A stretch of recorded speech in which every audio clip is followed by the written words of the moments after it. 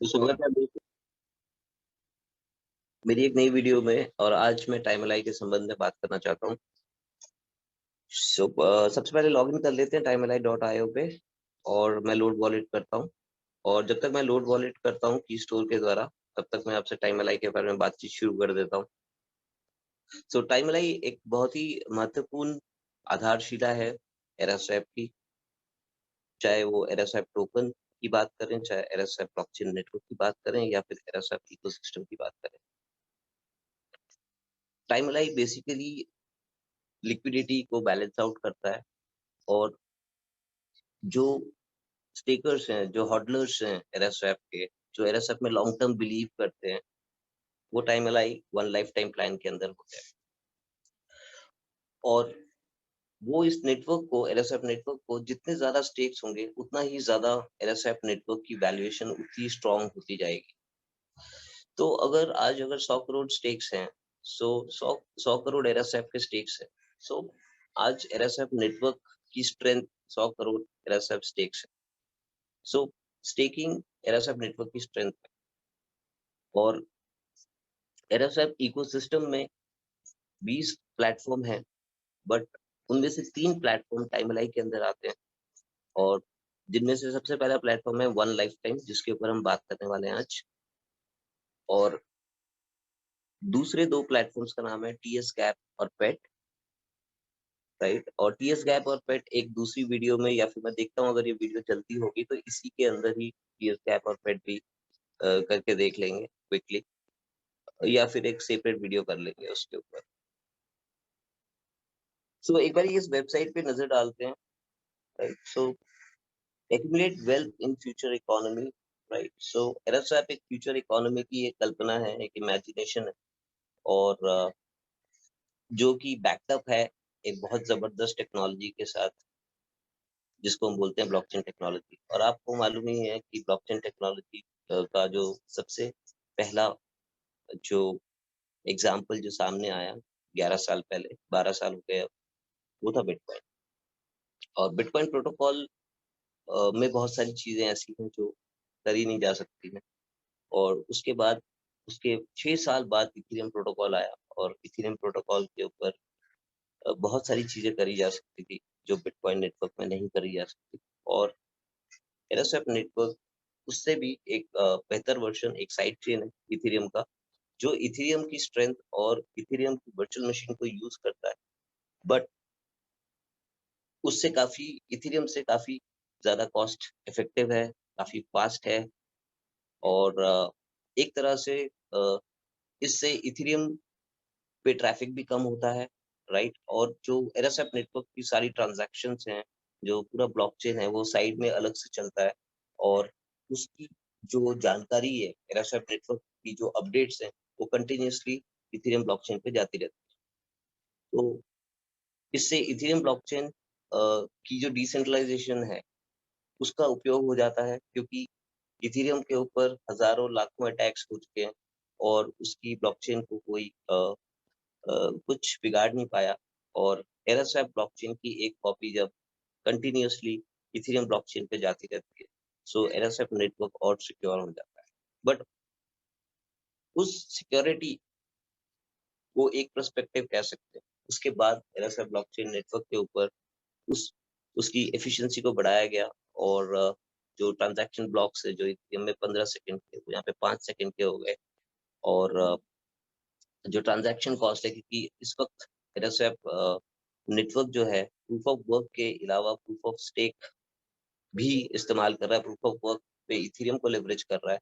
और proof of stake के द्वारा जो एरास्वैप की माइनिंग है उसको बहुत ही कम कॉस्ट पे अवेलेबल कर देता है, राइट।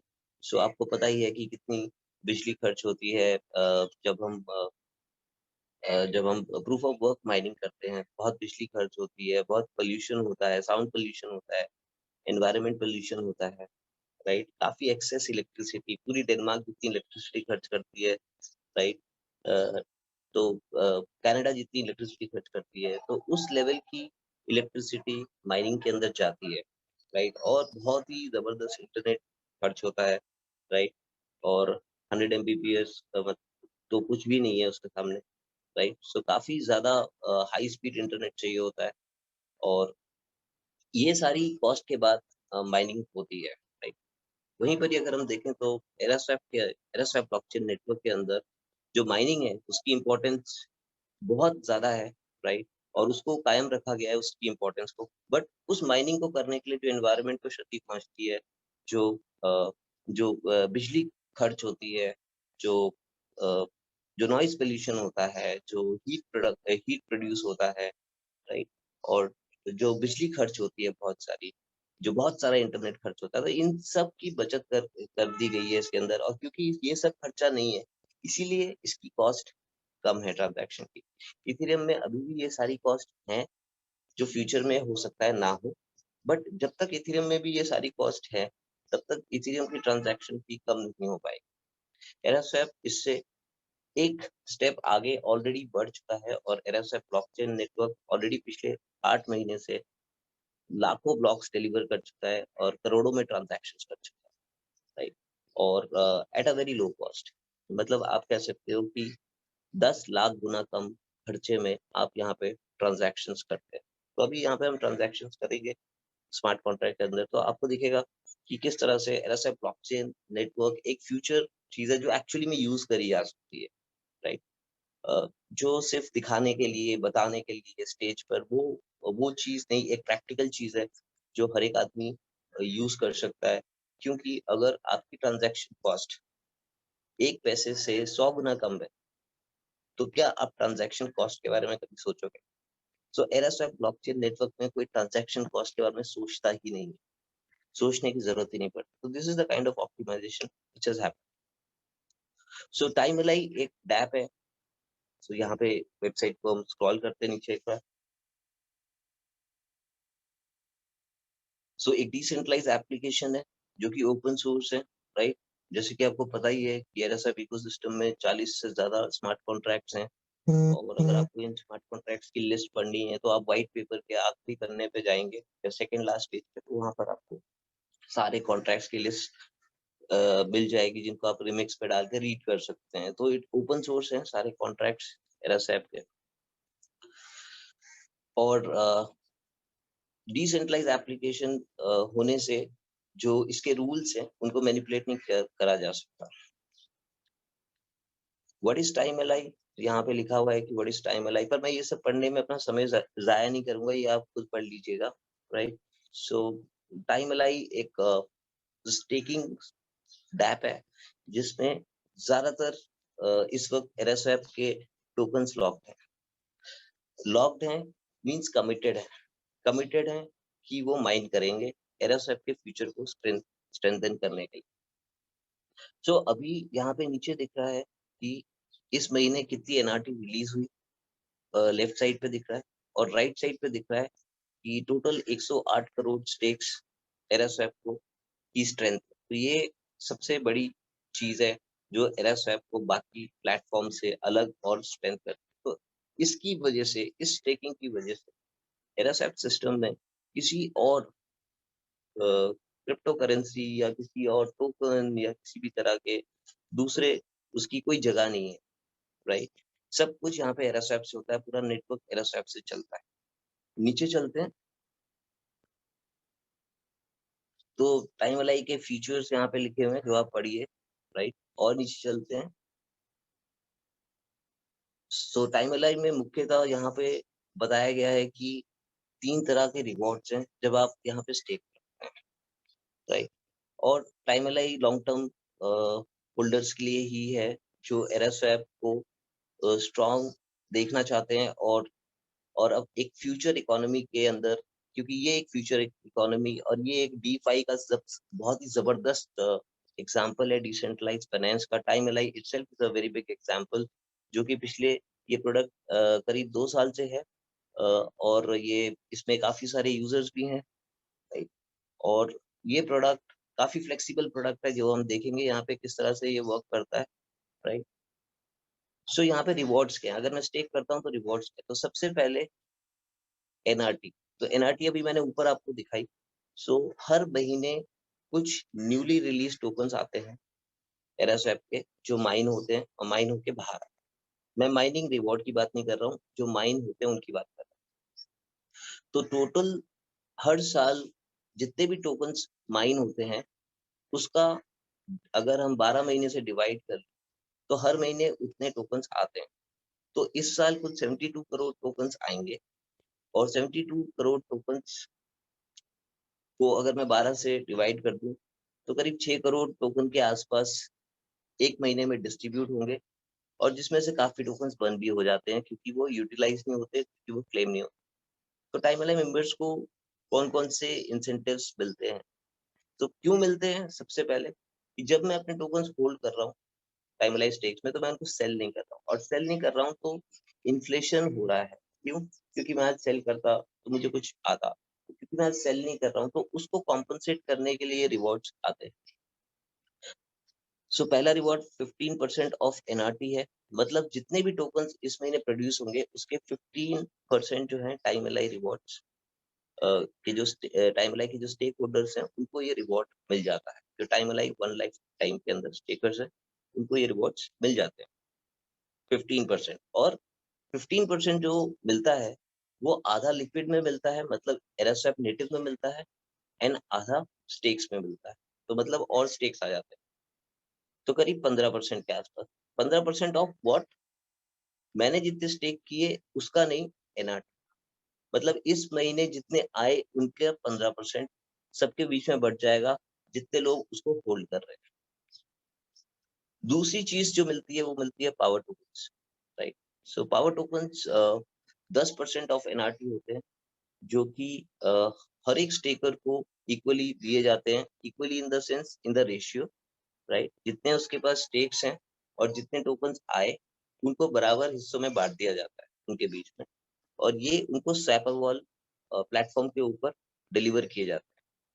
फिर वो स्वैपरवॉल प्लेटफॉर्म में जाकर जो वहाँ पे जो भी उनके उनको जो भी लोग पसंद है, जो उनकी पोस्ट पसंद है, जो न्यू टैलेंट्स आ रहे हैं, वो उनको वहाँ पे जाके एनकरेज कर सकते हैं by giving them power tokens. तो पावर टोकन्स किसी को आप दे सकते हैं, और जब आप किसी को देंगे और वो भी अगर एक पावर टोकन होल्डर होगा तो वो भी आपको वापस पावर टोकन्स भेजेगा। सो पावर टोकन का कॉन्सेप्ट समझने के लिए काफी सारी वीडियोस हैं जो आप देख सकते हैं।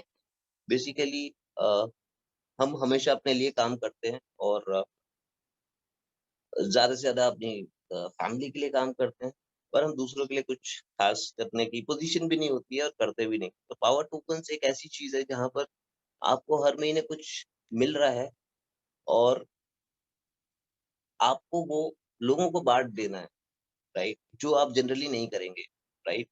मतलब कोई भी नहीं करेगा, इसमें कुछ बुरी बात नहीं है, बट ये पावर टोकन्स बाँटने के लिए ही मिलते हैं, तो आपके हाथों से ये बँट जाते हैं, तो आप उनको बाँटते हैं। और अगर आप पावर टोकन्स बाँटेंगे, अगर आप प्रॉस्पेरिटी बाँटेंगे, तो आपको भी पावर टोकन्स वापस आने लगते हैं, तो राइट? सो इस तरह से पावर टोकन्स के थ्रू आप गेन करते हैं। और तीसरा जो इसके अंदर जो इनकम सोर्स है, वो है डब्ल्यूईएस की, रैप्ट एरा स्वैप की, और जो कि अगर आप डेलीगेशन करें, जितने भी स्टेक होल्डर हैं, अगर वो डेलीगेट कर दें अपने स्टेक्स किसी वैलिडेटर नोड को, राइट? अगर आप डेलीगेट करते हो, डेलीगेट करने में 1 सेकंड लगता है। अगर आप उसको डेलीगेट करते हैं, तो आप एरास्वैप की माइनिंग में भी पार्टिसिपेट कर पाते हैं, राइट? और आपका स्टेक उस डेलीगेशन के लिए वहाँ पे कंफर्म कर दिया जाता है। तो नीचे चलते हैं। सो यहाँ पे ये इस पिक्चर में ये समझाया गया है कि जितने ज़्यादा यूज़र्स टाइमलाइन स्टेक्स में होंगे, उतनी ज़्यादा उसकी डिमांड बढ़ेगी, और जितने कम लोग अ स्टेक से जितने ज़्यादा लोग स्टेक से बाहर आएँगे, उतना ज़्यादा उसकी सप्लाई बढ़ती जाएगी। तो डिमांड एंड सप्लाई एक्सप्लेन करेंगे। और नीचे चलते हैं।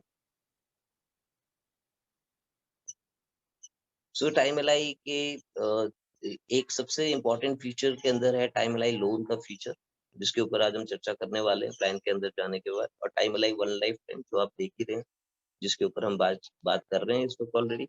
और टाइम एलाई एश्योरेंस, सो ये और एक स्टेकिंग प्लान है, स्टेकिंग से ज़्यादा एक एन्युइटी प्लान है आप कह सकते हैं, जिसमें आप सिस्टमैटिक तरीके से एक्यूमुलेट करते हैं, और ये प्लान आपको गारंटेड 9 साल के अंदर 325% रिटर्न देता है और 1 साल की वेट के बाद आपकी एन्युटी शुरू हो जाती है, मतलब 13th मंथ से आपकी एन्युटी शुरू हो जाती है। और पेट ये आपको टीएस गैप आपको एरस्वैप नेटिव देता है और पेट आपको रैप्ड एरस्वैप देता है। और ये उतनी ही रिटर्न जितनी टीएस गैप प्रोड्यूस करता है, उतनी ही रिटर्न 5 साल के अंदर प्रोड्यूस करता है, पर ये रैप्ड एरस्वैप देता है। और रैप्ड एरस्वैप बेसिकली स्टेकिंग्स के लिए इस्तेमाल करी जाती है। तो वो एरस्वैप के पैकेट्स हैं, रैप्ड एरस्वैप बेसिकली एरस्वैप के पैकेट्स हैं, जो कि एकदम रेडी हैं स्टेक्स के लिए, राइट? सो नीचे देखते हैं।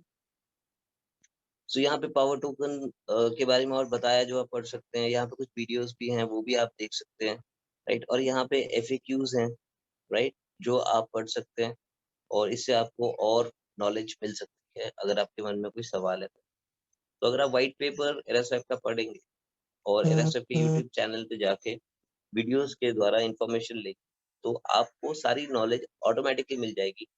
आपको किसी के पास जाने की ज़रूरत नहीं, राइट? और किसी के पास जाएँगे तो उसका एक अपना ओपिनियन होगा, उसकी एक अपनी सोच होगी, तो आप उससे इन्फ्लुएंस हो सकते हैं। तो इसलिए खुद एरस्वैप व्हाइट पेपर ज़रूर पढ़ें।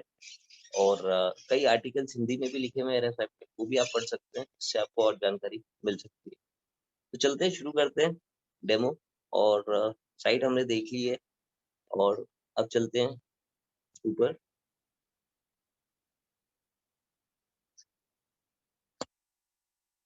सो सबसे पहले डैशबोर्ड पे चलते हैं। सो ये हर एक यूज़र का एक डैशबोर्ड है, राइट? और इसमें बताया जा रहा है कि करंट एनआरटी मंथ 22 चल रहा है, मतलब ये टाइम लाइफ प्लान का 22वां महीना चल रहा है इस वक़्त। और नेक्स्ट मंथ की एनआरटी के लिए जो एक्टिव स्टेकिंग्स है, मतलब इतने स्टेक्स ऑलरेडी एक्टिव हैं। और इस महीने की एनआरटी रिलीज़ कितनी है? नेक्स्ट एनआरटी रिलीज़ 20 दिन बाद होने वाली है। और इसके बाद हम नीचे देख सकते हैं कि अभी जो अराउंड द वर्ल्ड जो टोटल स्टेकिंग्स पिछले कुछ जो लेटेस्ट कुछ 5-6 स्टेकिंग्स हैं, वो यहाँ पर आप लाइव देख सकते हैं, राइट? सो चलते हैं नेक्स्ट ऐप के ऊपर, एनआरटी। सो यहाँ पे एनआरटी रिलीज मंथ है, राइट? सो अभी बहुत लोग एक्टिव हैं, तो एनआरटी हर महीने रिलीज हो जाती है। लेट्स से कि कभी कोई एनआरटी रिलीज करना अगर भूल जाता है, तो यहाँ पे कोई भी व्यक्ति आके जो कम्युनिटी मेंबर है, यहाँ पे आके जब एनआरटी आप अगर एनआरटी ड्यू होने से पहले ये बटन प्रेस करेंगे, तो एनआरटी नहीं रिलीज होगी। और जब एनआरटी रिलीज होगी तो 1-2 घंटे में, क्योंकि एनआरटी से पहले कुछ बर्निंग होती है, जो अनयूटिलाइज्ड टोकन है उनकी बर्निंग होती है, और जब वो बर्निंग खत्म हो जाती है, तो उसको हम चेक करके कॉन्ट्रैक्ट में कि बर्निंग हो चुकी है, तो अब नई एनआरटी रिलीज कर देते हैं। तो उसको इस तरह से देखा जाता है। यहाँ पर आपके पास अगर आप किसी को कुछ देना चाहते हैं, राइट? अगर आप लक पूल में या बर्न पूल में आप अगर कोई टोकन सेंड करना चाहता है, राइट? तो यहाँ पर से आप उसको बर्न कर सकते हैं। तो अगर आप कोई भी टोकन्स बर्न कर रहे हैं, तो आइडियली जितने भी अनयूटिलाइज्ड टोकन होते हैं, वो इस फंक्शन के थ्रू जाके बर्न कर दिए जाते हैं हमेशा। और अगर आप लक पूल में कुछ ऐड करना चाहते हैं, या कोई भी ऐड करना चाहता है, और या मैं ऐड करना चाहता हूँ, या कोई भी करना चाहता है, तो वो लक पूल में आके जब वो ऐड करेगा, तो वो टोकन बराबर से सबको टाइम अलाई के थ्रू डिस्ट्रीब्यूट हो जाएँगे। तो वापस चलते हैं नेक्स्ट टैब पर। सो अब हम आ गए हैं वन लाइफ टाइम के ऊपर, और इस साइट को भी एक बारी देख लेते हैं, पूरा इस पेज को नीचे तक।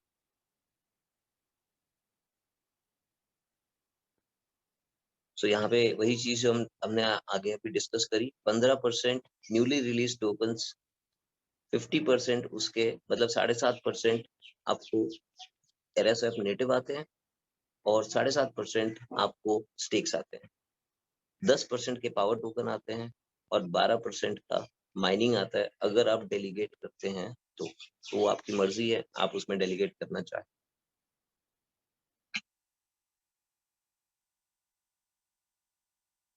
सो टाइम लाइन लोन, इसके ऊपर बात करेंगे। इस टाइम लिमिट जो कि एक बहुत इंपॉर्टेंट चीज़ है, इसके ऊपर भी बात करेंगे। और नीचे देखते हैं।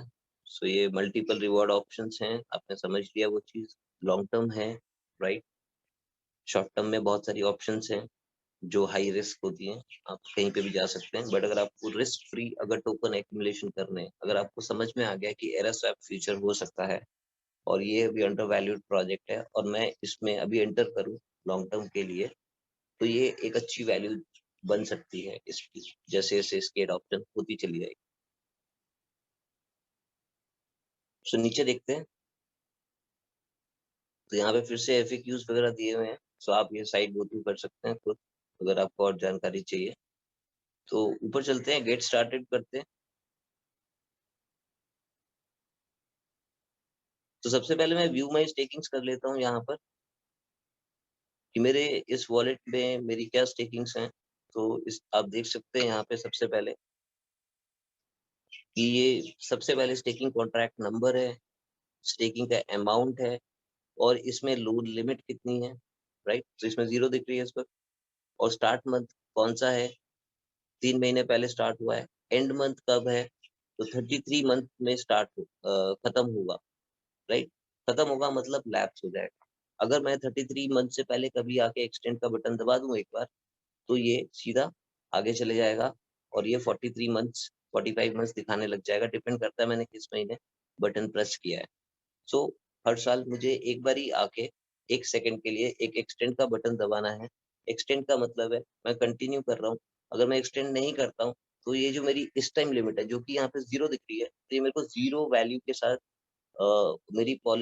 मेरी जो स्टेकिंग है वो एक्सपायर हो जाएगी, राइट।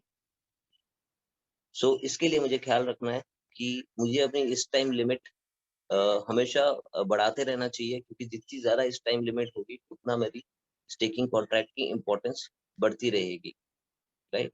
और मेरी सरेंडर वैल्यू उतनी बढ़ती चली जाएगी। सो यहाँ पे आगे हम देख सकते हैं एंड मंथ के बाद लिखा है टाइम स्टैम्प और कब स्टार्ट हुआ तो उसका टाइम है, राइट। एंड एक्शन में क्लिक करते हैं। सो इस कॉन्ट्रैक्ट की सारी डिटेल्स, राइट, ये किसके नाम पर है, अगर उसने केवाईसी करी है तो उसका नाम दिखेगा। फिर एनआरटी स्टार्ट मंथ क्या है, एनआरटी एंड मंथ, वही सारी इन्फॉर्मेशन। कॉन्ट्रैक्ट को 20 महीने हो चुके हैं, एज ऑफ कॉन्ट्रैक्ट दिख रहा है, और ईयर्स टेक्ड इसमें इतने हैं, और इस टाइम लिमिट मींस इसमें कभी मैंने कभी विड्रॉ ही नहीं किए रिवॉर्ड्स आज तक। आप ऐसा ना करें, राइट। आपको अपने रिवॉर्ड्स टाइमली विड्रॉ करने चाहिए, सो दैट आपकी इस टाइम लिमिट बढ़ती रहे। मैंने समहाउ रिवॉर्ड्स इसमें से विड्रॉ नहीं किए हैं, इसलिए मेरी इस टाइम लिमिट 0 दिख रही है। तो आज विड्रॉ करके देख लेते हैं कि मेरी इस टाइम लिमिट बढ़ती है नहीं बढ़ती है। तो एक एक करके चलते हैं। तो सबसे पहले विड्रॉल देखते हैं कि मेरे पास एक स्टेक है, तो मैं विड्रॉ कैसे करूँ।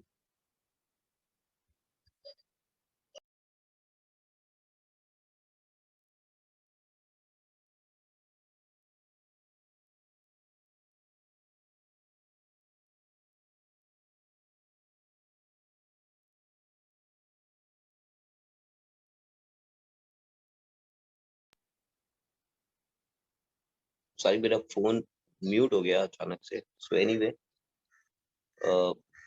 सो हम विड्रॉ पे चलते हैं एंड विड्रॉ करते हैं और देखते हैं विड्रॉल कैसे होता है। सो ये मेरी क्लेम हिस्ट्री है। 3rd मंथ में मैंने क्लेम किया था, राइट, शायद टेस्ट करने के लिए रिवॉर्ड्स आ रहे हैं कि नहीं, और उसके बाद मैंने कुछ क्लेम नहीं किया।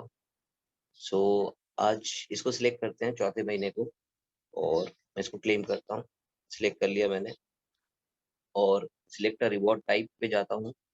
क्या चाहिए, लिक्विड चाहिए कि दूसरा ऑप्शन है प्रीपेड चाहिए, और तीसरा ऑप्शन है रीस्टेक चाहिए। जो इसमें लिक्विड प्लस रीस्टेक है वो तो कॉमन है, क्योंकि जैसे कि मैंने बताया कि 15% में से 7.5% तो लिक्विड आता है और 7.5% रीस्टेक आता है। तो ये वही चीज है, राइट। जो पहला ऑप्शन है बाय डिफॉल्ट ऑप्शन जो हमारे पास चूज करने के लिए होता है, राइट। बट अगर मैं दूसरा ऑप्शन सिलेक्ट करता हूँ प्रीपेड प्लस रीस्टेक, तो मैं ये कह रहा हूँ कि जो मेरे को लिक्विड 7.5% आने वाले हैं वो मेरे को प्रीपेड में दे दीजिए, मींस WES पे दे दीजिए, रैप्ड एरा स्वैप में दे दीजिए, राइट। क्योंकि वो मैं किसी और को भेज के उनसे स्टेकिंग करवा सकता हूँ और उस पर मेरे को इंसेंटिव भी आएगा, है ना। तो इसलिए मुझे WES चाहिए। राइट। और अगर मैं WES में क्लेम करता हूँ तो मेरी लोन की लिमिट, जितना अमाउंट मैंने WES में क्लेम किया है, एग्जैक्टली उतनी परसेंट, 100%, मतलब अगर मैंने 10 प्रीपेड में निकाले, WES में निकाले, तो 10 की ही मेरी इस टाइम लिमिट बढ़ जाएगी। आपने ऑलरेडी देखा मेरी इस टाइम लिमिट इस कॉन्ट्रैक्ट में 0 है, क्योंकि मैंने एक बार विड्रॉ किया था, वो भी लिक्विड में चेक करने के लिए। अब अगर मैं थर्ड ऑप्शन लेता हूँ तो इसमें रीस्टेक ऑप्शन है। रीस्टेक ऑप्शन मतलब मेरा 7.5% तो रीस्टेक में आ ही रहा था, पर जो मुझे लिक्विड ऑप्शन आया था 7.5% का, वो अब मैं उसको भी स्टेकिंग में ही लेना चाहता हूँ। तो मेरे को सीधा एक टॉप अप आ जाएगा 7.5% का अपने उस पे। पर जो मेरी लोन लेने की क्षमता है, जो लिमिट है, वो 225% बढ़ जाएगी, जबकि WES में 100% बढ़ती थी। अगर मैं लिक्विड विड्रॉ करता हूँ तो मेरी इस टाइम लिमिट 0 रहेगी, राइट। मेरी लोन लिमिट कुछ भी नहीं बढ़ रही, क्योंकि मैंने कुछ भी डिपॉजिट नहीं किया, राइट। सो मैं आज लोन लिमिट क्रिएट करने की कोशिश करता हूँ। तो मैं इस पे से सिलेक्ट कर लिया है मैंने ऑलरेडी, और मैं तीसरा ऑप्शन सिलेक्ट करता हूँ कि मैं सारा रीस्टेक करूंगा 225% लोन लिमिट लेने के लिए, और मैं रीस्टेक का बटन दबा देता हूँ।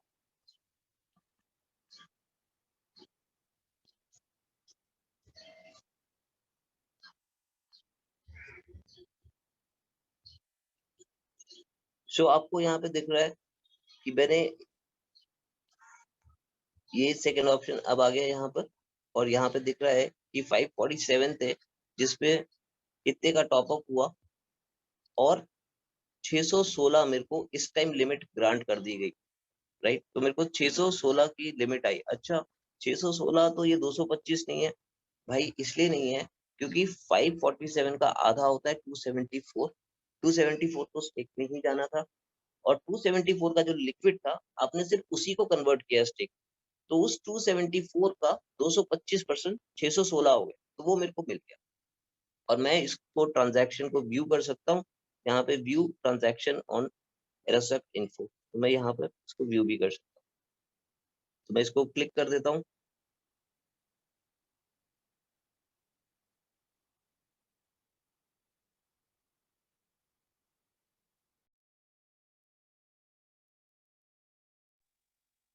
तो ये मैंने जब इस पे क्लिक किया तो ये ट्रांजैक्शन हैश दिखा रहा है, और ये मेरा वॉलेट है, मैंने इस वॉलेट से भेजा, और ये किसको गया ये भी कॉपी कर लेता हूँ।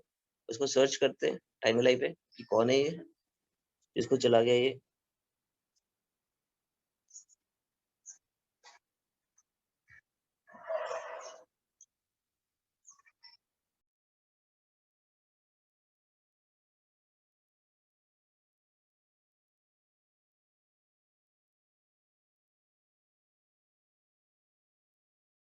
तो वेबसाइट को डाउनलोड होने देते हैं। सो यहाँ पे जब हम कनेक्ट टू वॉलेट में जाते हैं, सो यहाँ पे सबसे तीसरा ऑप्शन है, पहला है एरसएफ लाइव, फिर है मेटामास्क, और तीसरा है आपका एड्रेस और KYC डेट। तो यहाँ पे डाल जाता हूँ मैं, और यहाँ पे जाके मैं सर्च टैब में इसको पेस्ट करता हूँ, रीड अकाउंट करता हूँ।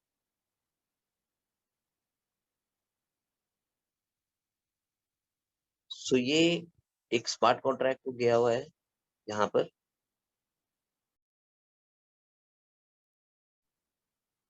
तो इस स्मार्ट कॉन्ट्रैक्ट को चेक कर लेते हैं कि ये मेरा स्मार्ट कॉन्ट्रैक्ट है कि नहीं।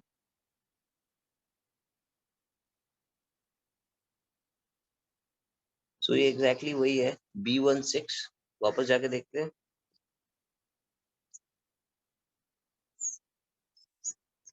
तो ये B16 सेम है, तो मेरे स्मार्ट कॉन्ट्रैक्ट के अंदर ही ये फंड जमा हो गए, तो ये मैंने वेरीफाई कर लिया।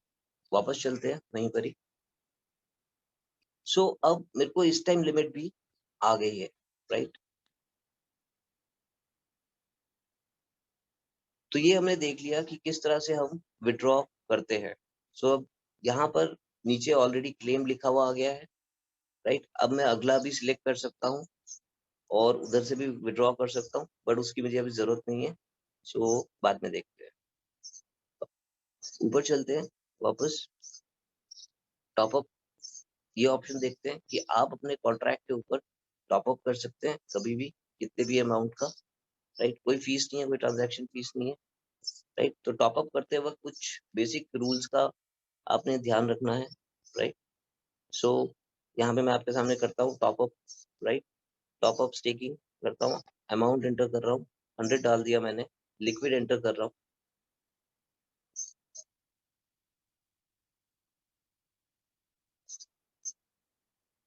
तो यहाँ पे देखिए मेरी स्टेकिंग अमाउंट करीब 731 से 831 के आसपास हो गई है। अब ये 831 पे मैं WES का भी एक टॉपअप कर देता हूँ। मैंने अभी ES से किया, अब मैं इसको प्रीपेड से करता हूँ। प्रीपेड मतलब WES, तो मैं WES से करता हूँ अभी इस पे।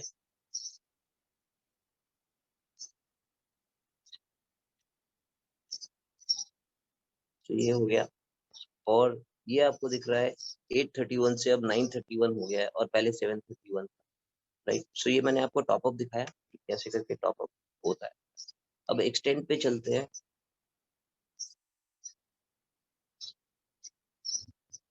तो यहाँ पर ये बताया हुआ है कि ये कॉन्ट्रैक्ट हर साल एक बार आपने विजिट करना है, और इसको अनुमति देनी है कि अगले साल ये कॉन्ट्रैक्ट कंटिन्यू करे। स्मार्ट कॉन्ट्रैक्ट 100 साल का लिखना बहुत ही मुश्किल है, और जो स्मार्ट कॉन्ट्रैक्ट लिखने की जो जगह होती है वहां पर इतना बड़ा कॉन्ट्रैक्ट आ नहीं सकता, राइट। सो कॉन्ट्रैक्ट रिन्यू सिर्फ ओनर ही कर सकता है, उसके वॉलेट से ही लॉगिन हो सकता है, वही कर सकता है। बट 100 क्योंकि टाइम लाइफ प्लान एक लाइफ टाइम प्लान है, जो अगले 100 साल तक आपको रिवॉर्ड्स देता रहेगा, जब तक RSF माइन होते रहेंगे और NRT आती रहेगी। तो आपको कुछ नहीं करना, सिर्फ आपने इसको मेंटेन करने के लिए इसको हर साल एक बार आके रिन्यू कर देना। भले ही आप अपने रिवॉर्ड्स क्लेम करो ना, बट रिवॉर्ड्स आपको क्लेम करने चाहिए। उससे आप कंपाउंडिंग बेनिफिट का फायदा उठा सकते हैं, क्योंकि अगर मेरे को 100 RSF पे अगर एक RSF का रिवॉर्ड आ रहा है हर महीने, 12 महीने में 12 RSF का रिवॉर्ड आया, मैं एग्जाम्पल दे रहा हूँ, तो वो अगले साल जो है 112 RSF काम पे लगते हैं, और वो मेरे लिए और 12 RSF पैदा करते हैं। अगर मैं उनको रिवॉर्ड्स को विड्रॉ नहीं करता हूँ तो मेरे 100 ही RSF काम पे लगे हुए हैं, जो मेरे लिए 12 रिवॉर्ड पिछले साल प्रोड्यूस किए, और इस साल भी 12 ही करने वाले हैं। तो मतलब दूसरे साल के एंड में 124 ही होंगे। बट अगर मैंने 112 से शुरू किया तो 112 विल गिव मी, मतलब मेरे को कुछ मेरे को जो इस साल जो आएगा वो 113 या 114 आएगा। तो आप इमेजिन करिए कि आपको NRT का तकरीबन 15% प्लस 12% प्लस 10%, तो करीब 37% के आसपास आता है।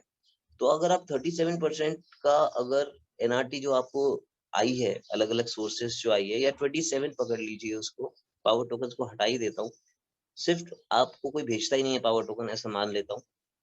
अब 27% को भी अगर मैं 100 RSF को अगर 127 को अगर मैं स्टेक 27 मेरे को आए, 27 नहीं आए, चलो 20 ही आए, ऐसा पकड़ लेता हूँ, क्योंकि NRT is not equal to my staking.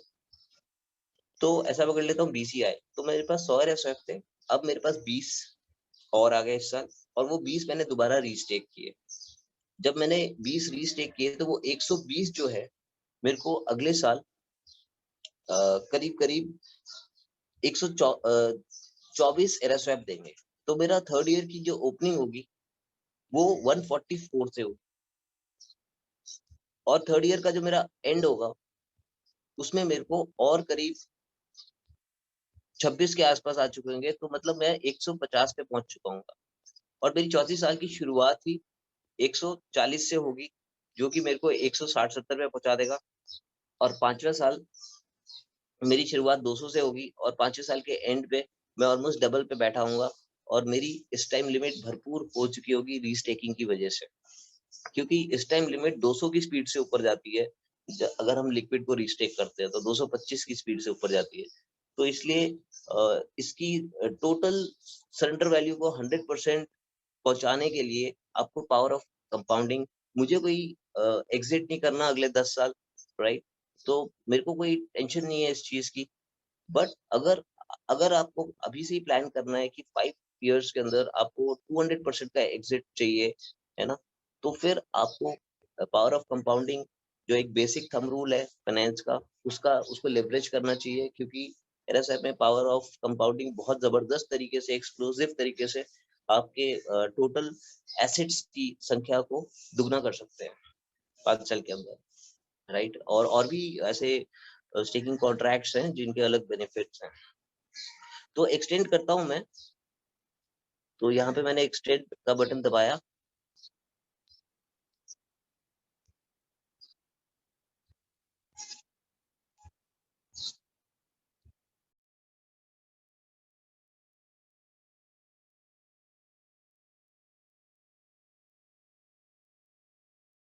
तो यहाँ पे मेरी स्टेकिंग एक्सटेंड हो गई है, आपने देखा, और इस पर सक्सेस का मैसेज आ गया है।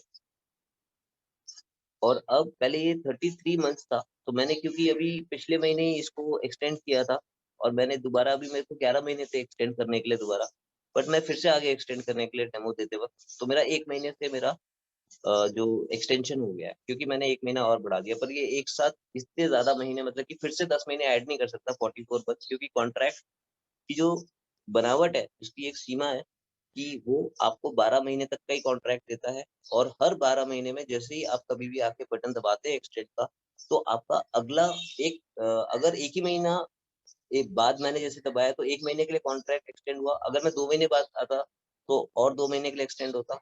अगर मैं 11वें महीने में आता तो सीधा 12 महीने के लिए एक्सटेंड हो जाता था। सो अब ये हमने एक्सटेंड देख लिया, अब इस टाइम देखते हैं। सो अभी अभी मैंने इस टाइम लिमिट पहली बार क्रिएट करी है, राइट। और यहाँ पर आप देख सकते हैं कि मेरे को टाइम अलाइन मैनेजर ने ये लिमिट दे रखी है, राइट। एक जो बहुत बड़ा एक स्मार्ट कॉन्ट्रैक्ट है अपने आप में, जो इंटरलिंक्ड है पूरे टाइम अलाइन के साथ, जॉइंटली फंक्शन करता है। और 10 मिनट पहले ये मेरा टाइम स्टैम्प दिखा रहा है, और ये मेरी ट्रांजैक्शन हैश जो हम ऑलरेडी देख चुके हैं। सो एक्टिव डे स्वैपर्स कितने हैं इस वक्त, राइट। तो मेरी इस टाइम लिमिट के अंदर कई सारे फैक्टर्स काम करते हैं। फॉर एग्जांपल, अगर अगर मैंने यहाँ से रीस्टेक किया टाइम अलाइन में, तो मेरी इस टाइम लिमिट बढ़ रही है। चलो ये बात तो आप समझ गए, आपने डेमो देख लिया कि मेरे 616 बढ़ गए। अब अगर मैं डे स्वैपर रिवॉर्ड्स जो मेरे को आए हैं, अगर कोई आए हैं तो राइट, तो मैं जाके देखता हूँ कि मेरे को कोई डे स्वैपर रिवॉर्ड्स आए हैं क्या। अगर मेरे को कोई डे स्वैपर रिवॉर्ड्स आए हैं, अगर मैं उनको रीस्टेक कर देता हूँ, तो वहां पे भी मेरे को 225% का बेनिफिट मिल जाता है। तो मेरे पास एक अपॉर्चुनिटी है अपनी इस टाइम लिमिट को बढ़ाने की। इस time limit basically my loan limit है, राइट। और यही लोन लिमिट मेरी सरेंडर वैल्यू भी है, राइट। अगर मुझे एग्जिट करना है टाइम एल से, तो मैं इसी लोन को लेकर डिफॉल्ट कर सकता हूँ विलफुली, या फिर बता के भी कर सकता हूँ। अगर मैं बता के करूंगा तो 1% इंसेंटिव मिलेगा। अगर मैं बिना बताए लोन से डिफॉल्ट कर जाऊंगा तो मैं इंसेंटिव लूज कर सकता हूँ। सो मेरे पास दो फैक्टर्स हो गए। एक टाइम एल में रीस्टेक करके लिक्विड नेटिव को मैं अपनी लिमिट बढ़ाता हूँ, और दूसरा मैं डे स्वैपर के रिवॉर्ड्स को रीस्टेक करके अपनी लिमिट 225% से बढ़ा सकता हूँ। जो मेरे को डे स्वैपर में लिक्विड नेटिव आए हुए एरा स्वैप, उनको भी मैं रीस्टेक करके अपनी और लिमिट बढ़ा सकता हूँ। और जितनी ज्यादा मेरे पास लिमिट होगी, अगर कल मुझे ये स्टेक उठा के किसी को सेल करना है, किसी को देना है, राइट, तो उसको एक काफी जबरदस्त चीज मिलेगी। बिकॉज जैसे कहते हैं कि वाइन जितनी पुरानी होती है उतनी महंगी होती है, वैसे ही जितना स्टेक पुराना है उतना ज्यादा लिक्रेटिव हो सकता है, क्योंकि उसकी इस टाइम लिमिट, उसकी सरेंडर वैल्यू सब कुछ काफी स्ट्रांग हो सकती है, राइट। तो डिपेंड करता है, तो हो सकता है किसी ने पूरी इस टाइम लिमिट खर्च कर ली हो उसकी, तो वो उस पर निर्भर करता है। बट चांसेस हैं कि अगर आपकी स्टेक पुरानी है तो उसमें ज्यादा वैल्यू होगी। तीसरा तरीका है कि एक्टिव डे स्वैपर्स का। अगर इकोसिस्टम में अगर 10,000 लोग एक्टिव होते हैं, तो सबकी लिमिट 1% और बढ़ जाती है अपने आप। अगर सिस्टम में 1 लाख लोग एक्टिव हो जाते हैं, तो सबकी लोन की लिमिट, इस टाइम लिमिट 10% अपने आप बढ़ जाती है। अगर सिस्टम में 10 लाख यूजर आ जाते हैं, तो सबकी जो लोन की लिमिट है वो 100% ऑफ द स्टेक हो जाती है। मतलब मेरा स्टेक है 50,000 का, जैसे कि आपने देखा 50,000 एरसएफ का मेरा स्टेक है, लगभग कुछ 50,000 कुछ है। और 50,000 के ऊपर अगर लेट से कि एरसएफ इकोसिस्टम में 10 लाख यूजर एक्टिव हो गए, तो स्मार्ट कॉन्ट्रैक्ट अपने आप इन एक्टिव यूजर्स को काउंट करेगा और आपकी स्टेक की लिमिट को 100% इस टाइम लिमिट बना देगा। मतलब मेरे 50,000 जो भी स्टेक पे दिख रहे हैं वो पूरे 50,000 मैं विड्रॉ कर पाऊंगा, राइट। तो वहां तक जब इकोसिस्टम अपने आप पहुंचेगा, जब उतने एक्टिव यूजर हो जाएंगे, क्योंकि अभी इकोसिस्टम जस्ट बना है, क्योंकि ये बहुत ह्यूज इकोसिस्टम है। एंड मैं बोलूंगा कि जैसे रियल एस्टेट में बुर्ज खलीफा एक एग्जांपल है, वैसे ही ये एरोसैप ब्लॉकचेन नेटवर्क और ecosystem one of the biggest example है, राइट। सो काफी बड़ा इकोसिस्टम है जो बन गया है, काफी सुपर्ब है, और इसकी valuation over a period of time बढ़ती है, और इस पे यूजर बेस अब आना शुरू होगा, जिसके लिए अभी एक मिशन S100 भी इनिशिएट हुआ है, जिसमें उन लोगों को इनवाइट किया जा रहा है जो जो इस प्लेटफॉर्म को इसकी रियल पोजीशन तक पहुंचा सके, इसकी रियल वैल्यूएशन तक इसको लेके जा सके। और जैसे ही यूजर बेस बढ़ना शुरू होगा, वैसे ही यहाँ पे इस टाइम लोन की लिमिट भी बढ़नी शुरू हो जाएगी। तो 10,000 यूजर है तो 1% लोन की लिमिट, मतलब मेरे को टाइमलाइज से एक इस टाइम लिमिट मिल रही है लिक्विड रीस्टेक करने से, दूसरा मेरे को डे स्वैपर से मिल रही है रीस्टेक करने से, और तीसरा ओवरऑल अगर प्लेटफॉर्म, अगर एक सच्चा स्टेकर हूँ और मैं चाहता हूँ कि मेरी स्टेक्स की वैल्यू बढ़े और मेरे को बहुत जबरदस्त लिक्विडिटी मिलने के बाद मैं उसको लिक्विडेट करूँ, वो मेरी कॉल है, नहीं करूँ वो मेरी कॉल है, बट लिक्विडिटी कैसे बढ़ सकती है, ये दो रास्ते आपके हाथ में है। और तीसरा एक सार्वजनिक रास्ता है। तो सार्वजनिक रास्ते में मतलब पूरे समूह को मिलकर, पूरी कम्युनिटी को मिलकर एक्टिव यूजर्स बढ़ाने पड़ेंगे एरएसएप इकोसिस्टम में, या फिर अपने आप अगर वो बढ़ गए तो जो जिसकी संभावना कम है, जब कुछ इस पे एफर्ट होंगे तब जाके ये पहुंचेगा वहां पर 10 लाख यूजर अगर देखा जाए तो एक बहुत ही मामूली यूजर बेस है, राइट। और भारत की जनसंख्या का सिर्फ 0.1% है और जो कि 0.1 मैंने ज्यादा बोल दिया, अ, शायद 0.1 ही होता होगा। अगर मैं 100 करोड़ पकड़ू तो 1% इज 1 करोड़, और 10 लाख का मतलब है 10%, तो 0.1 ही होता है।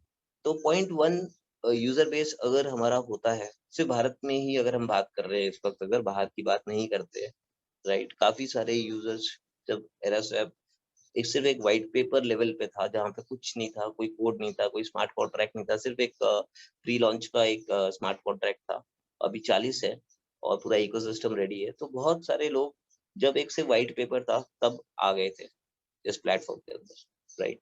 और अब ये एक बहुत ही एक जबरदस्त लेवल पे आ चुका है प्लेटफॉर्म, और अब ये पूरी तरह से सक्षम है कि ये 1 लाख, 10 लाख या 1 करोड़ यूजर्स को ले सके, क्योंकि ये डिसेंट्रलाइज ब्लॉकचेन नेटवर्क पे चल रहा है इस वक्त, राइट। सो इस तरह से 3 जरिए हो गए हमारी लोन की लिमिट बढ़ाने की, ठीक है। और फिर नीचे देखते हैं सिलेक्ट इस टाइम मोड, नॉर्मल लोन, ठीक है। तो यहाँ पे पूछ रहा है कि आपको लोन लेना है 30 दिन 10 घंटे का, आपको लोन मिल सकता है, और पर डे 0.1% चार्ज होगा, राइट। तो अगर मैंने 10,000 निकाले लोन के अंदर, अगर मैंने अभी, तो मेरी लिमिट ही 616 है, मैं बना सकता हूँ 10,000 अगर मैं सारे विड्रॉ करूँ तो। और डे स्वैपर में जाके भी अगर मैं अपने रिवॉर्ड्स लिक्विड में विड्रॉ कर दूं सारे, लिक्विड की जगह पे अगर स्टेक्स में विड्रॉ, स्टेक्स में विड्रॉ कर दूं, तो यहाँ पे मेरी लिमिट इसी वक्त 20-25 हजार तक चली जाएगी, जो कि मैं जानता हूँ। बट यही एक्टिविटी मैं अगर 1 साल 1.5 साल बात करूंगा, तो मेरी ये लिमिट हो सकता है कि ऑलमोस्ट 50,000 के ऊपर चली गई, राइट। अगर मैं डे स्वैपर कोई किस्मत वाली बात नहीं है, डे स्वैपर एक एफर्ट वाली चीज है, जो एफर्ट करेगा वही डे स्वैपर में इंसेंटिव्स अर्न करेगा, राइट। उसके लिए एक सेपरेट वीडियो आप जरूर देखिएगा डे स्वैपर के ऊपर, बट जो एफर्ट करेगा उसी को ही डे स्वैपर से इंसेंटिव आएगा। और अगर आपके पास 50,000 एरास्वैप का स्टेक है और आपका इस महीने का इंसेंटिव डे स्वैपर में 25,000 का है, जो आपने रीस्टेक में ले लिया, तो आपकी लिमिट कितनी होगी इसी महीने में? 25,000 का 225%, जो कि हो गया करीब 50,000, तो डबल ही हो गया, और फिर और 25%, तो मतलब और 12,500 जोड़ देते हैं, तो एक ही महीने में आपकी लिमिट 62,000 हो गई। तो मेरे पास जो स्टेक है 5 साल के लिए है, बट मेरी इंसेंटिव, मेरी स्टेक 50,000 की, लेट से 5 साल के बाद अपने आप और इतनी ज्यादा इसकी वैल्यू बन जाएगी, इंटरनल डिविडेंड्स एंड रिटर्न्स इतनी आ जाएंगी इसके अंदर कि अपने आप ये लिक्विडिटी की स्टेज पे आ जाएगा 100%। उससे पहले भी लिक्विडिटी अवेलेबल है, पर वो कितनी परसेंट है वो डिपेंड करता है मैंने किस तरह से इसके ऊपर रीस्टेकिंग करी है, कितने टाइम के बाद करी है, वगैरह वगैरह। तो मेरी अगर 25,000 की डे स्वैपर इनकम है और मेरा स्टेक 50,000 का है, तो मेरी इस टाइम लिमिट ऑलरेडी 62,000 हो चुकी है, जो कि मैं आज ही एक 25,000 की इनकम क्रिएट कर सकता हूँ, जिसके लिए मिशन है S100 की एक प्रेजेंटेशन है, आप देखिए, उसमें आपको ये दिखेगा कि किस तरह से आप 25,000 एरस्वैप अर्न कर सकते हैं, या फिर किस तरह से आपकी इतनी इंसेंटिव बन सकती है, राइट? तो अगर आपकी इंसेंटिव ही अगर आपका स्टेक, अगर समझ लीजिए कि नॉर्मल पकड़ लेते हैं कि आपने 15,000 का एक जो एवरेजली जो लोग स्टेक बाय करते हैं, मिनिमम साइड पे जो कम से कम वाली चीज होती है, वो लोग 15,000 तक का बाय करते हैं, पर आप 10 एरस्वैप का भी स्टेक कर सकते हैं और 1 एरस्वैप का भी कर सकते हैं, इसकी कोई लिमिट नहीं है, पर एवरेज हम पकड़ लेते हैं कि 15,000 एरस्वैप का स्टेक होता है, राइट? सो 15,000 एरस्वैप का मेरा स्टेक, अब मैं आ गया हूँ सिस्टम, और मुझे समझ में आ गया कि ये बहुत जबरदस्त प्लान है और ये इकोसिस्टम का फ्यूचर है। और एरस्वैप ब्लॉकचेन नेटवर्क किसी भी 10 साल 11 साल पुराने ब्लॉकचेन प्रोटोकॉल से 100 गुना बेहतर है। ये चीजें मुझे क्लियर हो गई अलग अलग वीडियोस की तरह के द्वारा, अलग अलग व्हाइट पेपर को पढ़कर अलग अलग तरीके से मैं समझ चुका हूँ। मैं आया और मैंने डे स्वैपर के माध्यम से अपनी टीम डेवलप करी और कुछ लोग और आए, राइट? और मेरा इंसेंटिव बन गया वहां पर 15,000 एरस्वैप का, या लेट से 7.5, लेट से 6,000 एरस्वैप का मेरा इंसेंटिव बना पहले में। वो 6,000 एरस्वैप जो मेरे को लिक्विड में आए, उनको मैंने रीस्टेक कर दिया, तो मेरी इस टाइम लिमिट होगी 15,000। तो मेरी इस टाइम लिमिट इसी वक्त, जो मेरा स्टेक है 15,000 का, वो इसी वक्त 100% लिक्विडिटी पे आ चुका है। तो मैंने कल ही स्टेक खरीदा था, आज मैंने 15,000 का डे स्वैपर इंसेंटिव, 6,000 का मैंने डे स्वैपर इंसेंटिव बनाया, आज मेरी लिमिट 15,000 हो चुकी है शाम तक, और अब मैं अपने उस स्टेक से लिक्विडिटी में एग्जिट कर सकता हूँ लोन लेकर, राइट? तो यहाँ पर डे स्वैपर में मैं एफर्ट करके और टाइम एलआई के रिवॉर्ड को रीस्टेक करके, जिसमें मेरी कुछ खास एफर्ट नहीं है ना, एक बटन ही दबाना है सिर्फ वहां पर, और डे स्वैपर में कुछ एफर्ट करनी पड़ेगी, कुछ टॉकिंग करनी पड़ेगी, है ना, कुछ लोगों को एजुकेट करना पड़ेगा, राइट? तो थोड़ी सी एफर्ट है, बट वहां पे मेरा इंसेंटिव बन जाता है। और एक सामूहिक रूप से जैसे जैसे मैं यूजर बेस को बढ़ाता चले जाता हूँ, तो ओवरऑल सारे स्टेकर्स की ही लिमिट अनलॉक होनी शुरू हो जाती है, या फिर बढ़ने लग जाती है। लिमिट तो आज भी अनलॉक्ड है, जैसे मैंने आपको दिखाया, आज ही मैं इंसेंटिव कमाता हूँ, आज ही मेरी पूरी लिमिट खुल जाती है, आज के आज। कोई 1 महीना वेटिंग नहीं है, कोई 2 महीना वेटिंग नहीं है। सो this is how this staking में ये इस टाइम लिमिट का होना एक बहुत ही एक जबरदस्त चीज है, राइट? तो यहाँ पे जब मैं नॉर्मल लोन का मैंने यहाँ पे क्लिक किया, तो 2 ऑप्शन दिखा रहा है। डिस्ट्रॉय स्टेकिंग, मतलब मैं बता रहा हूँ कि मैं डिस्ट्रॉय कर रहा हूँ, तो अगर मैं अभी बता दूंगा तो मेरे को 1% और मिलेगी लिमिट, क्योंकि मैंने सेल्फ वॉलंटियर कर दिया कि मैं अब ये जो भी इस टाइम लिमिट है उसको लेके जा रहा हूँ और वापस नहीं आऊंगा। इस कॉन्ट्रैक्ट की बात कर रहा हूँ, मेरे पास 100 कॉन्ट्रैक्ट हो सकते हैं, 1000 हो सकते हैं आपके पास, राइट? एक कॉन्ट्रैक्ट की बात कर रहा हूँ इस वक्त, मैं इस कॉन्ट्रैक्ट को समझाते हुए बात कर रहा हूँ कि ये वाला कॉन्ट्रैक्ट मैं चाहे तो डिस्ट्रॉय, अगर डिस्ट्रॉय का बटन दबा दूं, तो मैं कोई एक छोटा मोटा कॉन्ट्रैक्ट जो मुझे डिस्ट्रॉय करने के लिए, मैं आपको बाद में एग्जांपल देता हूँ थोड़ी देर में, उस कॉन्ट्रैक्ट पे जाना पड़ेगा। और एक है कि मैं नॉर्मल लोन लेता हूँ, तो यहाँ पे मैं नॉर्मल लोन पे क्लिक करता हूँ। तो नॉर्मल लोन का मतलब है मैं 30 दिन 10 घंटे के अंदर ये वापस करूंगा, और मेरा 0.1% का मेरे को इंटरेस्ट लग रहा होगा। अब ये जो 0.1% इंटरेस्ट है, ये ब्लॉकचेन के ऊपर हर 5 सेकंड पे काउंट होता है।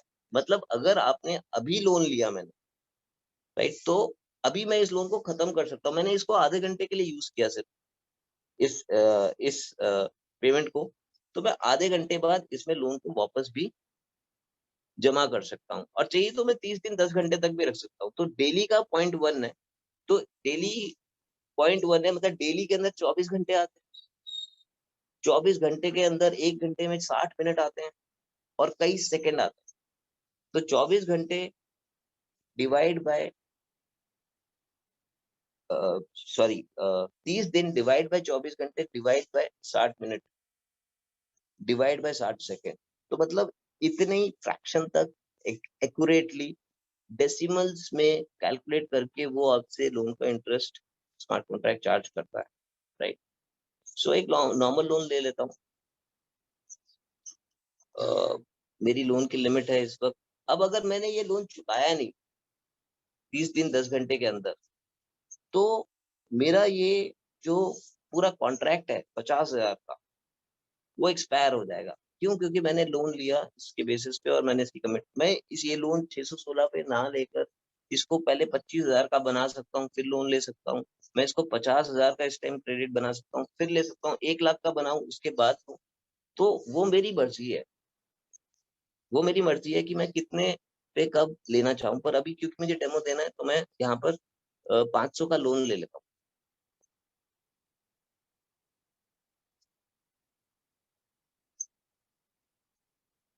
सो यहाँ पे लिखा हुआ है कि you will be charge 0.5 Era Swap per day, तो इसने वो कैलकुलेट करके बता दिया, राइट, कि कितना बनता है, राइट, उसने कैलकुलेट करके बता दिया कि मेरा पर डे का इंटरेस्ट कितना आने वाला है अप्रोक्सीमेटली। और अगर मैंने एक बार ही ये लोन ले लिया तो इस अगले महीने में लोन नहीं ले सकता। मतलब अभी मैंने एक लोन लिया, चाहे मैं उसको 10 मिनट में चुकाऊं, 5 सेकंड में चुकाऊं, चाहे मैं उसको 30 दिन में चुकाऊं, 30 दिन 10 घंटे में चुका हूँ, पर एक बार ही जब मैं उसको चुका दूँगा, तो उसके बाद मेरे को एक 30 दिन 10 घंटे का कूल ऑफ पीरियड मिलेगा। मतलब मैं इमीडिएटली फिर से लोन नहीं ले सकता इस कॉन्ट्रैक्ट से। बट जैसे ही ये कॉन्ट्रैक्ट का लोन सबमिट करके 30 दिन 10 घंटे हो जाएगा, फिर से मेरी लोन की लिमिट ओपन हो जाएगी, तो मैं बार-बार अंदर-बाहर कर सकता हूँ और जो स्टेक के अंदर मैक्सिमम लिमिट बना के मैं खेल सकता हूँ। तो मेरी स्टेक में मैं अभी 50,000 कई लोगों की 50,000 की स्टेक के ऊपर मेरे से, क्योंकि वो टाइमली विथड्रॉ करते आ रहे हैं, तो उनकी जो लोन लिमिट, और वो डे स्वैपर में भी काफ़ी काम कर रहे हैं, राइट? तो उनकी जो टोटल लिमिट है, डे स्वैपर की और ये सारी लोन की लिमिट मिलाकर हो सकता है 50,000 की स्टेक में ऑलरेडी 40,000 हो। तो वो सीधा 40,000 का बटन दबाएँगे, यहाँ पे आएँगे, उस 40,000 की लिक्विडिटी के साथ बेटेक्स यूज़ करेंगे, उधर पे प्रोटेक्शन करेंगे, टाइम सैपर में जाएँगे, बस कैफ़े में जाएँगे, अलग-अलग प्लेटफ़ॉर्म पे जाएँगे, राइट? किसी को लोन दे देंगे कि ठीक है, तू अगले महीने चुका दियो, ये ले। कुछ भी कर सकते हैं पीयर टू पीयर, राइट? और बहुत सारी टैब्स बनी हुई हैं, जिनका भी नाम लूँगा तो फिर मेरा दिल खुल जाएगा उनके बारे में बताने के लिए, तो मैं उनका नाम नहीं लूँगा अभी।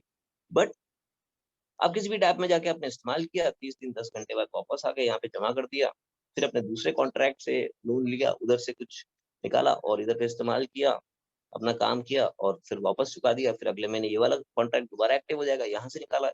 तो ये सारी चीज़ एक पूरी डिसेंट्रलाइज़्ड फाइनेंस है, जिसमें बिना किसी मिडलमैन के, बिना किसी बैंक के टेलीकॉलिंग के, बिना आपको कोई फ़ोन करे, कुछ चिपकाने की कोशिश करते हुए, आप खुद इसको मैनेज कर सकते हैं। और क्योंकि कोई मिडलमैन है नहीं, तो कोई चार्जेस नहीं है, सारी चीज़ एकदम ट्रांसपेरेंट है।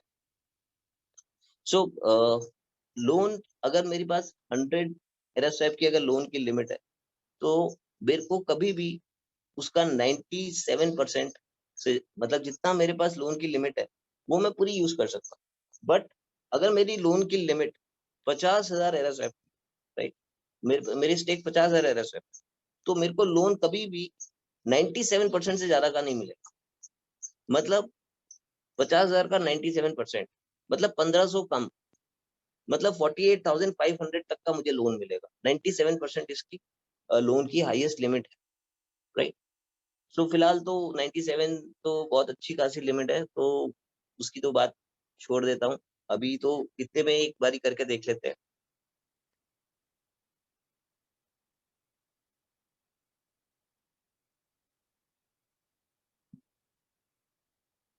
सो ये बोल रहा है कि मैंने ऑलरेडी इसको माइनिंग पे लगा रखा है।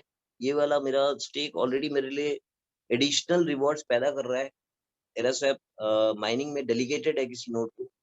तो अगर मैं इसको डेलीगेट किया है तो ये तो ऑलरेडी काम पे लगा हुआ है, इस्तेमाल हो रहा है, तो इसको मैं और एक जगह पे मतलब डबल स्पेंड नहीं कर सकता। सो मैं कोई और लेता हूँ लोन। इनफैक्ट मैंने एक लोन लिया हुआ है, छोटा-सा, चेक करने के लिए। मैं देखता हूँ वाला लोन एक्टिव है तो। सो ये तो मैंने एक स्टेकिंग कल उसपे इस टाइम लिमिट, क्योंकि ये डेलीगेटेड है तो एक दूसरी एक ढूँढनी पड़ेगी। तो इससे अच्छा है कि मैं आपको एक दिखा देता हूँ, जो मैंने कल एक 2 एरएसएफ की एक स्टेकिंग थी, उसपे मैंने लोन लिया हुआ है, राइट? तो मैंने वो सिलेक्ट कर लिया, राइट? और इसकी इस टाइम पे क्लिक करता हूँ, तो यहाँ पे दिखा रहा है, राइट? सो यहाँ पे टोटल 2 एरएसएफ की स्टेकिंग थी। एग्ज़ाम्पल के लिए है, सिर्फ आप इसको एग्ज़ाम्पल तक ही समझें।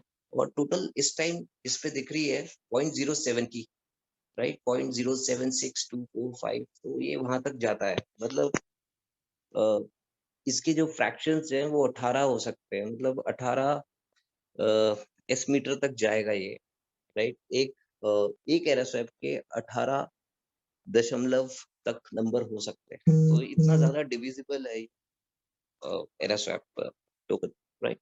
सो यहाँ पर इस टाइम लिमिट यहाँ पे दिखा रही है कि 6 तारीख 20 तारीख को स्टार्ट हुई है, राइट, और 7:49 PM को स्टार्ट हुई, राइट। एंड मेरे पास 30 दिन बचे हैं इसके पास, और अगर मैंने इसको 30 दिन में नहीं चुकाया तो मेरे स्टेकिंग्स बर्न हो जाएंगे, राइट। तो यहाँ पे इस टाइम,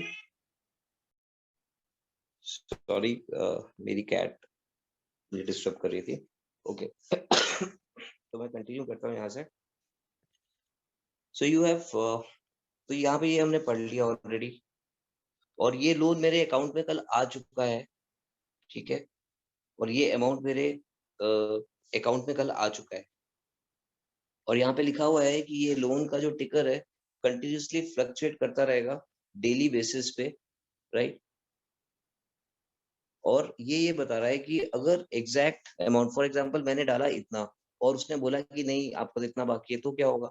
इसलिए अगर आपने थोड़ा एक्स्ट्रा पे कर दिया तो कॉन्ट्रैक्ट अपने आप कैलकुलेट करके it will give you the change in return, right. So मेरे को लोन रीपेमेंट करने की अमाउंट आई है 7.5, तो मैं 8 कर देता हूँ वापस, थोड़ा सा एक्स्ट्रा कर देता हूँ, मुझे नहीं पता कि क्या नंबर होगा, तो सबमिट कर देता हूँ।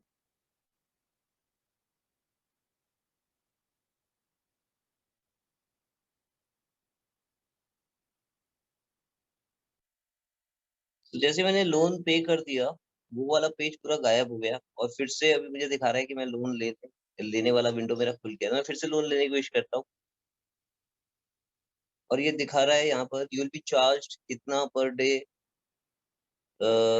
Day as interest, and also please note that there is a cool off period, right. तो उन्होंने बता दिया कि इतना % मेरा इंटरेस्ट लगेगा, मैं 0.075 का लोन ले रहा हूँ, और यहाँ पे 4 टाइम्स 0.75 का मेरे को इंटरेस्ट लगेगा। And also please note that there is a cool off period of 1 month for starting the next time. तो मैं अभी लोन अगर लेने की कोशिश करूंगा मेरे को मिलेगा नहीं, क्योंकि मैंने अभी अभी लोन लिया है। इसको एक बार प्रेस करके देखते हैं कि लोन मिल रहा है कि नहीं। सो ये एरर आ गया यहाँ पर कि यू कांट टेक इस time limit twice in a single month, तो इसलिए ये नहीं हो सकता। तो वापस चलते हैं अगली विंडो पे, अगले टैब पे चलते हैं, और अभी हमने देख लिया इस टाइम लिमिट किस तरह से वर्क करती है, थोड़ा उसका आइडिया ले लिया। स्प्लिट करते हैं, तो यहाँ पर स्प्लिट स्टेकिंग करते हैं। मैं सिलेक्ट करता हूँ कोई ऐसी स्टेकिंग जिस पे मैं स्प्लिट कर सकता हूँ, राइट, क्योंकि मुझे ये भी ध्यान रखना है कि स्प्लिट करते वक्त कोई भी रिवॉर्ड जो उस स्टेक में अभी अवेलेबल है, पहले मुझे वो विड्रॉ कर लेना है, राइट, या फिर मैं विड्रॉ करूंगा तो स्प्लिट हो जाएंगे मेरे रिवॉर्ड्स। तो इस पूरे स्प्लिट की पूरी डेफिनेशन को पढ़ लेते हैं। You can split your staking into two stakings. When splitting, there are two kind of contracts, one is master and one is child, right. And the contract which is used to create split is master staking contract, and new contract which is created is called a child staking contract. When the child splits from the master, it takes proportional time limit with it. However, all the unclaimed rewards stay with the master. मतलब जब मैं split करूंगा, जो master contract होगा उसके पास unclaim token चले जाएंगे, split के अंदर नहीं आएंगे। You should not have delegation when you are splitting. Child is the new staking contract which is deployed which starts to get NRT reward from next month. तो ये आज अगर डिप्लॉय करूं, मैं 10 दिन बाद करूं, एनआरटी मंथ के बाद से ही ये रिवॉर्ड चाइल्ड के जनरेट होने शुरू होंगे। तो सबसे पहली चीज यहाँ पे देखना है कि मैं जब स्प्लिट कर रहा हूँ तो वो ऑलरेडी माइनिंग में डेलीगेटेड नहीं होना चाहिए। अगर माइनिंग में डेलीगेटेड है तो मैं उसको स्प्लिट नहीं कर सकता हूँ, राइट। तो ये वाला जो मैंने पिक किया था अभी, जिसको मैं अभी आपको स्प्लिट करके दिखा रहा था, ये ऑलरेडी डेलीगेटेड नहीं है, नो डेलीगेशन डन येट, यहाँ पे दिखा रहा है साफ साफ, राइट। तो मैंने इस पे कोई डेलीगेशन नहीं करी है, तो मतलब ये स्प्लिट के लिए एलिजिबल है, तो मैं इसको स्प्लिट करता हूँ। सो इसके मैं 2 टुकड़े कर देता हूँ, एक टुकड़ा जो है 30 का और एक टुकड़ा 70 का, ऐसे करता हूँ। और मैं अब इसको स्प्लिट कर रहा हूँ। स्प्लिट की जो कॉस्ट है वो यहाँ पे दिख रही है। तो स्प्लिट करने की एक कॉस्ट है। जब हम स्प्लिट करते हैं तब फर्स्ट ईयर स्प्लिट जब करते हैं तो उसमें कुछ चार्जेस होते हैं, राइट। करीब फर्स्ट ईयर होते हैं 3%, सेकेंड ईयर होते हैं 2% और थर्ड ईयर होते हैं स्प्लिट करने के चार्जेस 1%। तो यहाँ पे नीचे लिखा हुआ है the split will cost you 0.9 ES. This fee will be sent to burn pool in NRT manager smart contract. तो मेरे पास 100 RSF का स्टेक था। मैंने उसको स्प्लिट किया एक चाइल्ड कॉन्ट्रैक्ट बनाने के लिए, जिसमें कि 30 नए उस कॉन्ट्रैक्ट में 30 नए RSF का वो एक अलग कॉन्ट्रैक्ट होगा। जो मेरे मास्टर कॉन्ट्रैक्ट जिसमें 100 थे उससे मैंने उसको अलग करके बनाया। तो जब मैंने उसको अलग किया तो एक ट्रांसफर भी हुआ, राइट। तो ट्रांसफर कितना हुआ? सिर्फ 30 का हुआ। और ट्रांसफर चार्जेस जो कॉन्ट्रैक्ट है उसमें 3% का चार्ज है, और जो 2 ईयर ओल्ड है उसमें 2% का चार्ज है, और जो 3 ईयर ओल्ड है उसमें 1% का चार्ज, राइट। तो ये कॉन्ट्रैक्ट बहुत ही नया है, आप देख सकते हो। और इसके 24 महीने अभी पूरे नहीं हुए हैं, 22वें महीने स्टार्ट हुआ और 33 मंथ तक ये चलेगा। और मतलब अभी बहुत ही एक लेटेस्ट कॉन्ट्रैक्ट है। तो इस पे जो जो चार्जेस हैं वो 3% के हैं। तो 30 एरसएफ पे अगर 3% का चार्ज लगेगा तो 0.9 ईयर्स है। तो एक स्प्लिट हुआ और स्प्लिट में एक ट्रांसफर भी हुआ, तो ट्रांसफर फीस एप्लीकेबल होगी, राइट। तो ये अब इसको स्प्लिट कर देते हैं और देखते हैं कि स्टेकिंग कैसे करके दिखती है।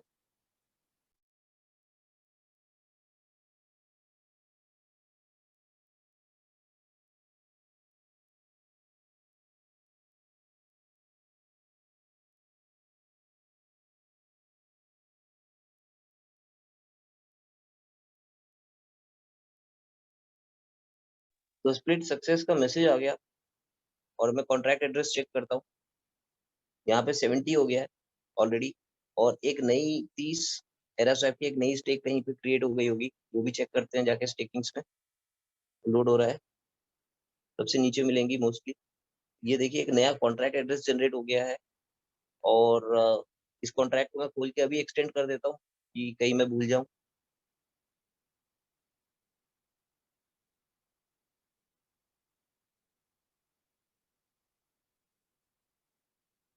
तो ये ऑलरेडी एक्सटेंडेड दिख रही है, क्योंकि जब मैंने इसको स्प्लिट किया था तब ऑलरेडी एक्सटेंड हो चुकी थी।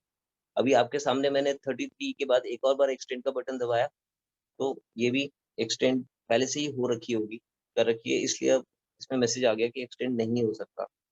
तो हमने अभी स्प्लिट देख लिया, अब हम ट्रांसफर पे चलते हैं। अब ये 30 एरा स्वैप का जो स्टेक है, right.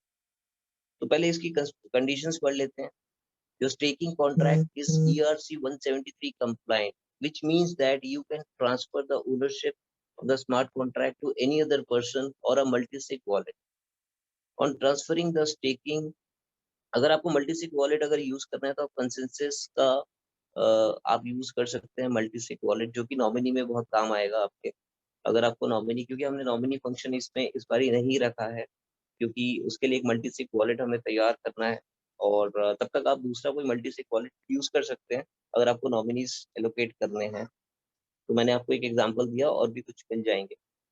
On transferring the staking is transferred in current state as it is, right, meaning all the unclaim benefit, top up, इस time limit, delegation is also included in the transfer. तो जब मैं ये contract को transfer कर दूंगा तो इसके अंदर जो भी बेनिफिट्स हैं, टॉप अप है, कोई भी इस टाइम लिमिट है, अगर कुछ भी है इसके अंदर, वो सारा का सारा वहां पे शिफ्ट हो जाएगा। नीचे और एक नोट लिखा हुआ है, transfer staking only to wallet address, right. So यहाँ पर कई बार लोग मिस्टेक कर देते हैं कि मैं उस कॉन्ट्रैक्ट में इसको ऐड कर देता हूँ। तो आप कॉन्ट्रैक्ट एड्रेस में मत भेज दीजिएगा, आपको वॉलेट एड्रेस पे ही ट्रांसफर करना है, और यहाँ पे वॉलेट एड्रेस डालना है। आप गलती से कॉन्ट्रैक्ट एड्रेस कॉपी करके डाल देंगे तो वो अलविदा हो गए, आपके स्टेक्स जो आपने ट्रांसफर किए वो कभी नहीं मिलेंगे। For which nobody is holding a if somebody is holding a private की, तो ऐसा वॉलेट पे होना चाहिए। तो मतलब कोई एक्सचेंज के वॉलेट एड्रेस पे आपने पकड़ा दिया स्टेकिंग, तो आपके पास प्राइवेट की है नहीं उसकी, तो आप जिंदगी भर उस एड्रेस से विड्रॉ नहीं कर पाएंगे। तो आपको उसी पे ट्रांसफर करना है जिसकी प्राइवेट की और पासवर्ड्स, मेमोनिक फ्रेज वगैरह सब कुछ आपके पास है। तो ट्रांसफर करते हैं, पहले एड्रेस डाल देते हैं। तो मैं एक एड्रेस यहाँ पे ऑलरेडी एक लिख के रखा हुआ है, तो मैं इस एड्रेस पे डाल देता हूँ। और यहाँ पे मैंने ये डाल दिया एड्रेस और ट्रांसफर का बटन दबा देता हूँ, सिंपल।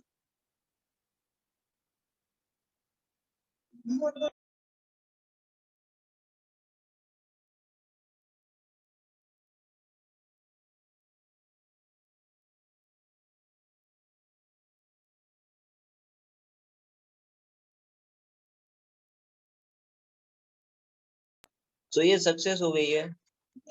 तो अब हम वहां जाके देखते हैं कि मेरी स्टेटमेंट में कैसा दिख रहा है ये।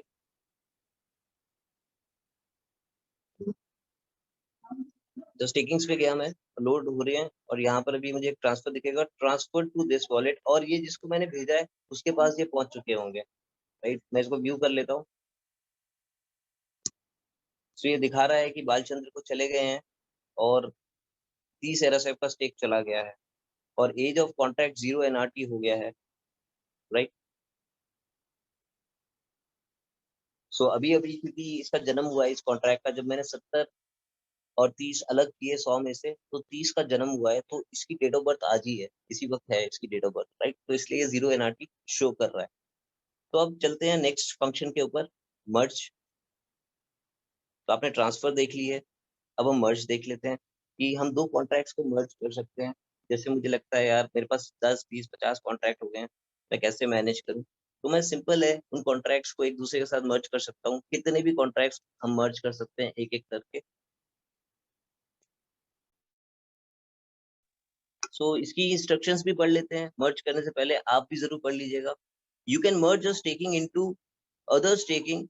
When a merge is taking place, there is a slave contract and a master contract. The slave contract merges inside the master by transferring its principal amount and its time to a master contract. After the transfer, the slave contract gets destroyed.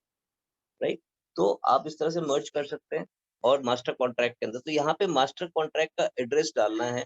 तो ये जो अभी page खुला हुआ है, अगर मैं इस पेज से अगर मास्टर कॉन्ट्रैक्ट का एड्रेस डालता हूँ जिसके अंदर मुझे इसको मर्ज करना है, तो ये वाली स्टेकिंग ट्रांसफर हो जाएगी। तो जो भी स्टेकिंग मुझे ट्रांसफर करनी है, पहले मुझे उस स्टेकिंग के अंदर जाना है, और जब मैं उसके इस पेज पे आ चुका हूँ स्टेकिंग कॉन्ट्रैक्ट के, तब मुझे मास्टर को सिलेक्ट करना है। तो अभी मैं एक बार देख लेता हूँ क्या मुझे इसी को मर्ज करना है, किसी और को करना है। तो लिस्ट देख लेता हूँ। तो यहाँ पे मुझे एक दिख रहा है 500 एरएसएफ का एक कॉन्ट्रैक्ट दिख रहा है। तो ये वाला मैं सिलेक्ट कर लेता हूँ, और ये 101 वाला जो है उसमें मैं ऑलरेडी हूँ, और मैं 101 के अंदर 500 को मर्ज कर रहा हूँ। मास्टर स्टेकिंग कॉन्ट्रैक्ट का एड्रेस डाल रहा हूँ। तो मास्टर स्टेकिंग कॉन्ट्रैक्ट एड्रेस जो है वो वाला एड्रेस है जो 501 का हमने देखा। राइट, और मैं इस पे अभी इसको मर्ज कर देता हूँ।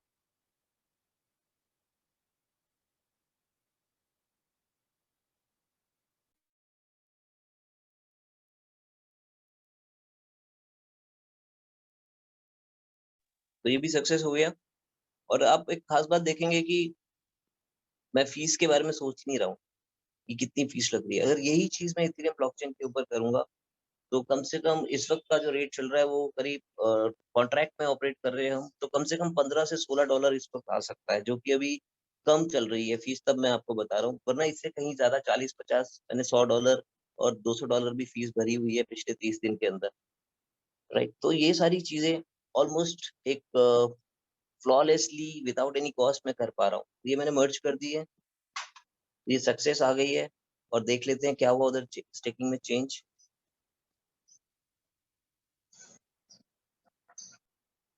100 वाली जो स्टेकिंग थी वो बर्न हो गई है। राइट, और 500 में 100 ऐड हो चुके हैं। So this is how we do the merging. Right, अब चलते हैं अगले पे,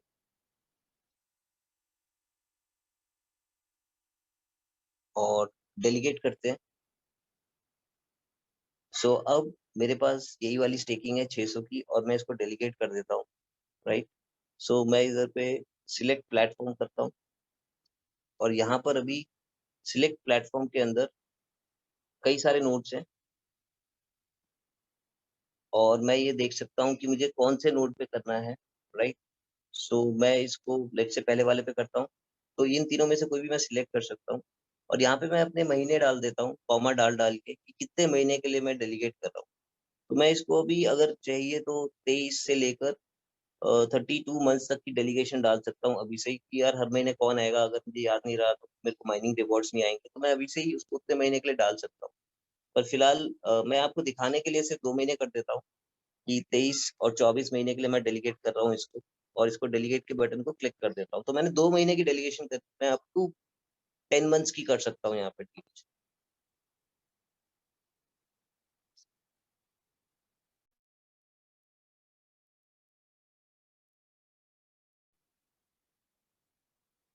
तो यहाँ पे हम देख सकते हैं कि डेलीगेशन हो चुकी है, सक्सेस हो गया है।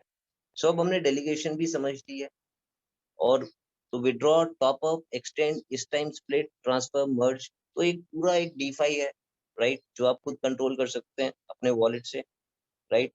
और अब हम चलते हैं एक नई स्टेकिंग क्रिएट करके देखते हैं। वो भी मैंने कर दी थी बीच में कहीं पर कि नई स्टेकिंग मैंने अभी आपके सामने कुछ ईएस के साथ करके दिखाई और फिर मैंने कुछ डब्ल्यूईएस के साथ करके दिखाई। So this is how time ally works and I am sure कि इस वीडियो से आपको चलिए एक बार न्यू स्टेकिंग फिर से करता हूँ मैं। मुझे याद नहीं आ रहा मैंने करी थी, यस मैंने ये करके आपको दिखाई यहाँ पर, ईएस से करी एक बार, एक डब्ल्यूईएस से। So I think this is done. So this is a live demo जो मैंने आपके सामने किया। आई एम श्योर कि इससे आपको वन लाइफ टाइम्स जो स्मार्ट कॉन्ट्रैक्ट डैप है उसको इस्तेमाल करने में बहुत मदद मिलेगी और मैं बहुत जल्दी आपके सामने दोबारा हाजिर हो जाऊंगा पेट न्यू कॉन्ट्रैक्ट को एक्सप्लेन करने के लिए और टीएस गैप को एक्सप्लेन करने के लिए।